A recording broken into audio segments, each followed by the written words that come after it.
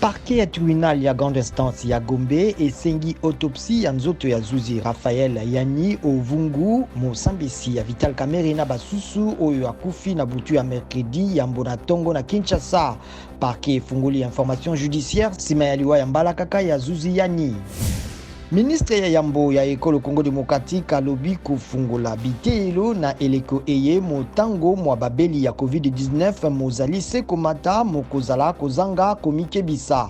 Sylvestre Ilunga Ilukamba akomi yango na compte Twitter na ye tango motango ya bakoni ya COVID-19 moleki koto mibale na ndambo na ekolo mobimba bituka sambonde bisimbami.